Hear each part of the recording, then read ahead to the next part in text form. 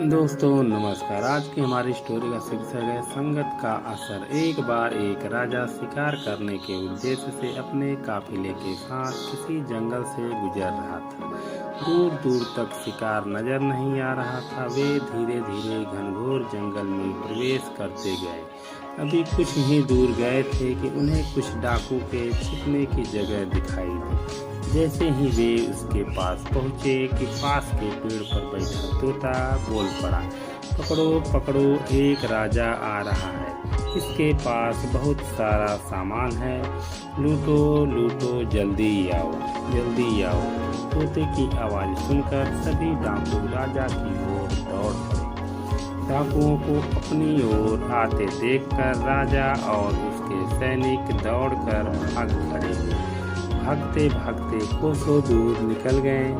सामने एक बड़ा सा पेड़ दिखाई दिया। कुछ देर सुस्ताने के लिए उस पेड़ के पास चले गए। जैसे ही पेड़ के पास पहुँचे कि उस पेड़ पर बैठा तोता बोल पड़ा, आओ राजन, हमारे साधु महात्मा की कुटी में आपका स्वागत है। अंदर आइए, पानी पीजिए और विश्राम कर लीजिए। तोते की इस बात को सुनकर राजा हैरत में पड़ गया और सोचने लगा कि एक ही जाति के दो प्राणियों का व्यवहार इतना अलग अलग कैसे हो सकता है।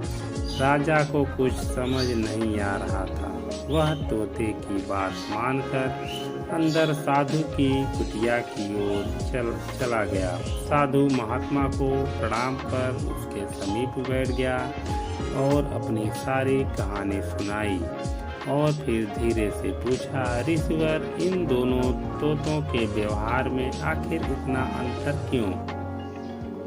साधु महात्मा धैर्य से सारी बातें सुनी और बोले, ये कुछ नहीं राजन, बस संगति का असर है। डाकुओं के साथ रहकर तोता भी डाकुओं की तरह व्यवहार करने लगा है और उनकी ही भाषा बोलने लगा है। अर्थात जो जिस वातावरण में रहता है वह वैसा ही बन जाता है।